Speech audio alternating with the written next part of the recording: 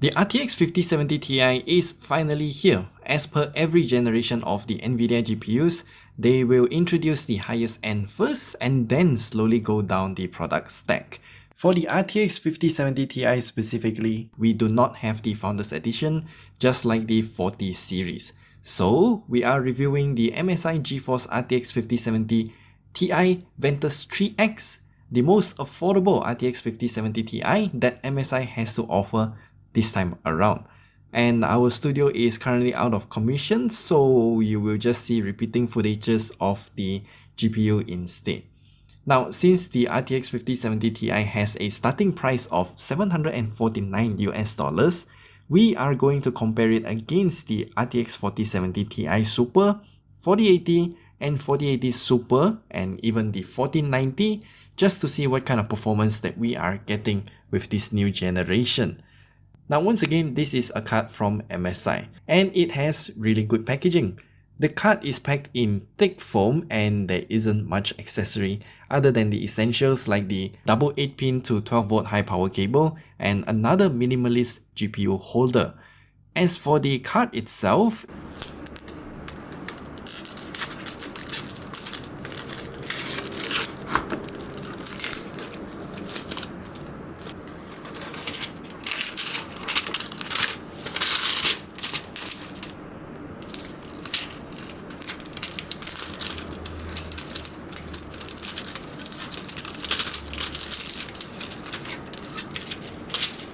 it is a rather standard triple fan cooler that occupies 2 slots. It's rated for 300 watts TDP and it is recommended to have a 750 watt power supply.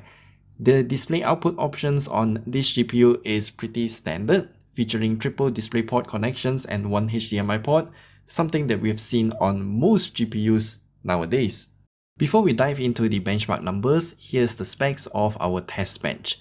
And as usual, we will split the performance analysis into 2 parts, one for raster performance only and then another for ray tracing performance without any sort of DLSS or frame generation. This way, we'll understand how the card performs without any AI trickery first. So let's get started with the raster 4K performance. The RTX 5070 Ti, even though it is targeted for 1440p gaming, it performs really well in 4K. It outperforms the 4070 Ti Super in most tests, except for games like Hogwarts Legacy for some reason. At 1440p though, this is a bit weird. The RTX 5070 Ti is somewhat sandwiched between, as it is better than the 4070 Ti Super, but below the RTX 4080 and the 4080 Super.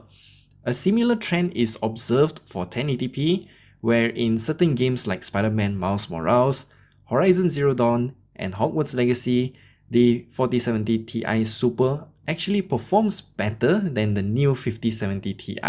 From this, we can see that the 5070 Ti is positioned somewhere below the 4080 and 4080 Super under standard conditions.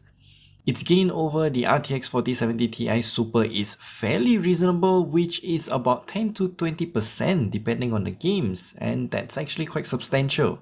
Now, moving on to the ray tracing performance, the performance gap between the RTX 5070 Ti and 4070 Ti Super becomes a bit more pronounced.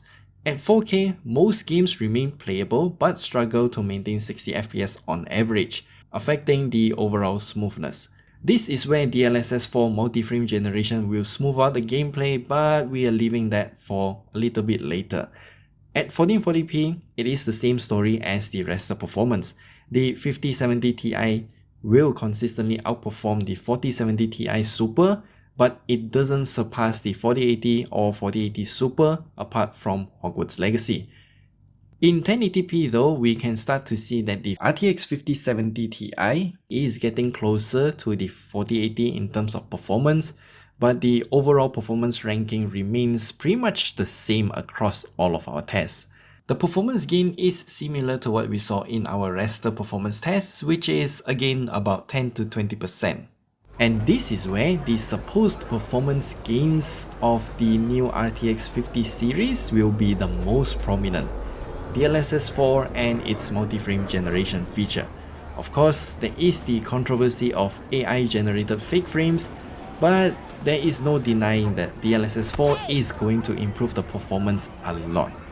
With multi-frame generation enabled, demanding AAA titles like Cyberpunk 2077, Hogwarts Legacy, and Alan Wake 2, which typically hovers at around 30 to 40 FPS on max settings in 4K, will become playable at over 120 FPS.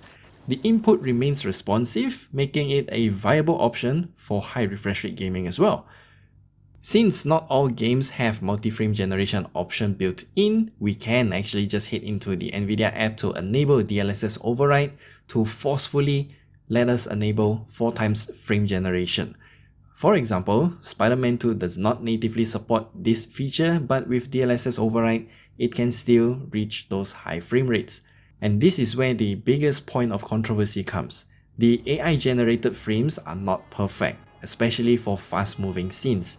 But then again, I don't think that this will be an issue since the imperfect frames will only show up for a split second and it is not gonna be noticeable most of the time. As for power draw, the 5070 Ti will take about 300 to 330 watts in video editing and rendering tests, slightly higher than the 4070 Ti Super by about 20 to 30 watts. While gaming though, the power consumption will definitely jump around, but for Cyberpunk 2077 specifically, we recorded a peak of 337 watts. Surprisingly, in synthetic benchmarks, the card only peaks at 71.6 degrees Celsius with the memory junction at 80 degrees Celsius. In games though, the temperature will be lower at 70.2 degrees Celsius and 77 degrees Celsius respectively. This is very good for a GPU of this level. At the end of the day, is the RTX 5070 Ti worth your money? Well, it might not sound like a big leap over the RTX 4080 or 4080 Super. It does actually show that this 5070 Ti has a great performance gain over the existing 4070 Ti Super, which I think makes the 5070 Ti a good addition to the 50 series lineup of cards. On average, the RTX 5070 Ti Super is about 10 to 20% faster than the RTX 4070 Ti Super in both raster and ray tracing performance. The gain is reasonable enough for those who want to upgrade from the 4070 Ti or Ti Super. However, its biggest advantage is still gonna be the DLSS 4 with multi-frame generation. With full support for AI-driven frame generation, these RTX 50 series GPUs with the Blackwell architecture core can achieve significantly higher frame rates in supported titles. While the generated frames are not perfect like what we mentioned earlier and they may introduce artifacts, they will be barely noticeable, and I still think this is a reasonable trade-off for improved performance, like 2 or 3 times in terms of improved FPS. So, should you buy the RTX 5070 Ti at $749 US? Well, I think it is a solid upgrade even if you are coming from the RTX 4070 Ti or 4070 Ti Super, especially if you are eager to try out the multi-frame generation feature. And this feature will last you for a very long time as many more modern games are supporting this feature as well. So, what are your thoughts on the RTX 5070 Ti? Do let us know down in the comment section below, and as always, we will see you guys in the next video. And yeah, our studio will be back in the next video as well, so stay tuned.